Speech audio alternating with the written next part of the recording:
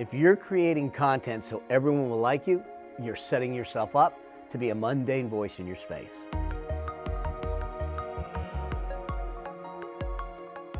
If everyone likes you, you're doing something wrong. There's no thought leader in any niche that has pleased every single person they come across. Why is that?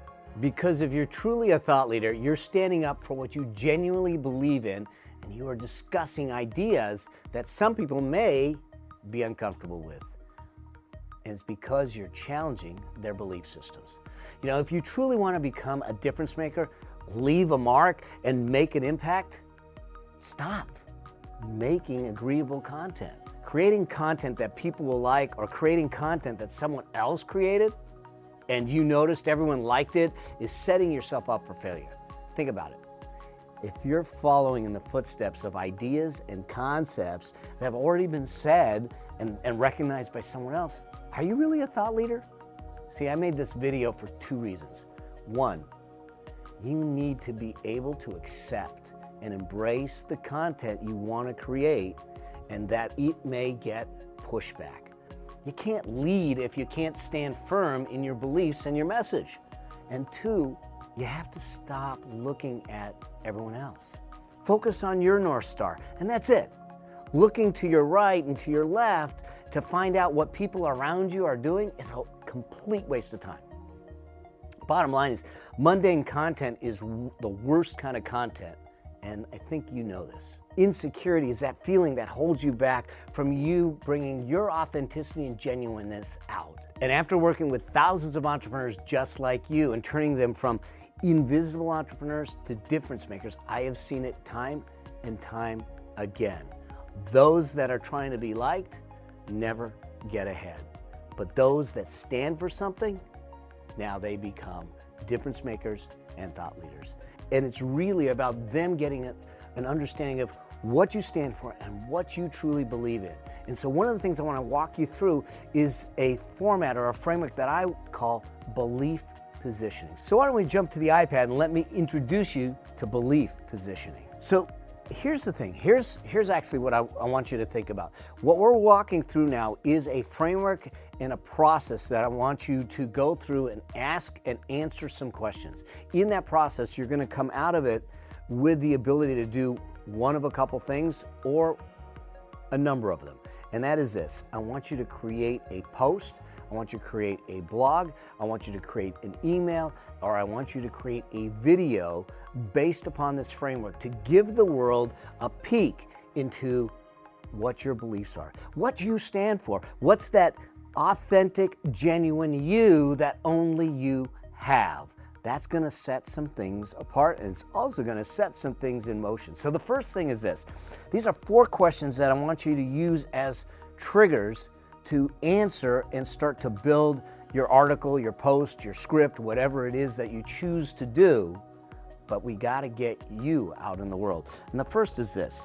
What does your market truly want, need, or aspire to? In other words, when you first start, they want to relate to you, and the way you're going to relate to them is that you may have a similar vision, a similar desire, where you make a statement like, I believe that we were all put here for a reason. Now, when I make that statement, everyone else that believes the same thing is going to go, yeah, absolutely. Now, there may be some people that don't believe it, and that's okay, because I don't want to have everyone with me. I just want to have the ones that I resonate with me. So what are the statements? What are the things that you believe that they may also believe to? So what do they aspire to? What do they want? What do they need? Ask yourself that question and get the answers from your audience, from your market's perspective, because when you start off with that statement, you're going to start to attract them to you.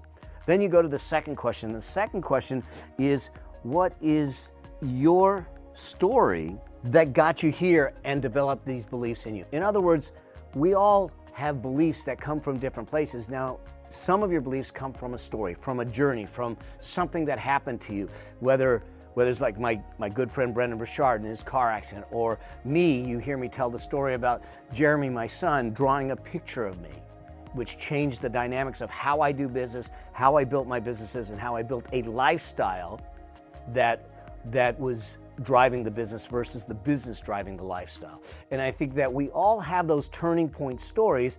What was yours? Because first we're going to relate to them. Now we're going to turn around and say, I've been there, and here's where I had the turning point and where it came from. And then we go to question number 3. What introspective questions should your audience be asking? In other words, we want to give them questions that stir some emotion, that stir some investigation, that stir them to start thinking deeper about things that they're doing. So for instance, have you ever struggled with this? Or have you imagined this? Or have you ever tried this? Or it feels like this. You start to answer those questions in their world, in their construct. Then all of a sudden they start to see that you're leading them at a deeper level of thinking. Now think about this. A thought leader is trying to get better results for the people they serve. But in order to get those better results, the thought leader needs to get them first to think differently, because if they don't think differently, they won't act differently. So that's what we're doing here, is we're getting them to think differently. We're getting them to think deeper. We're asking probing questions that really start to take them to a point where they have to face themselves in the mirror. They've got to look at the angst, they got to look at the frustrations, they got to look at how they showed up and what their responsibility is and what to explore next. Which leads us to this last piece and this last question. And this last question is, what are their next steps? And what are the challenges they need to watch out for? Okay, so now all of a sudden we've talked about the aspirational desire, what they want, what they need, and where they are. We've talked about our story that got us to have these beliefs. Now remember, all of this is framed as what I believe, what I stand for. It's what your calling is. It's visceral to you. Then we ask them some questions to draw out what they're feeling. Maybe some of these things they haven't even articulated or even spoken about ever. Now we say, here's your next steps. Here's what you need to do next to bring this to life. And depending on what it is you're talking about, whatever your topic is, whatever your content is, you'll have different steps. In my case, I look at it and say, the legacy maker formula. I mean, the next step is to figure out what your distinction is, to capture and catalog what it is you know so you can convey it in a powerful way. Okay, what are the next steps? Then what are the challenges? So you want to pre-warn them that maybe there's challenges, maybe there's obstacles. You know, in my case, I might say, look, there are times that maybe the message doesn't land and we got to adjust it, we got to tweak it. But the other thing that we may look at is that, you know, you build your content. If you build your content wrong and you build it to deliver it in only one way, then you create a single point of failure. But if we create content that I can deliver multiple ways, it means I can make money from it a lot of different ways. Create it once, monetize it often. That's the key to it. But what I get a chance to do is say, here's the next steps and here's the challenges to watch out for. So they're not taken by surprise. They see it and they go, Mel told me about that. And that's the key. This is the belief position that I'm talking about. So here's my kind of call to action for you here. And that is this. Decide, do I want to do a post? Do I want to do an email? Do I want to do a blog? Do I want to do an article? Or do I want to do a video? And through the answers to these questions, put it out there. Put it out there so people understand who you are and what you stand for. Realizing and understanding that there are going to be people that stand on one side or the other. They're simply going to say, man, I like this person a lot more now because I know them better than I once did. And then there's going to be those that aren't your cup of tea. They're not your tribe. And they go, no, I know them better now and they're just not for me. And that is what we want.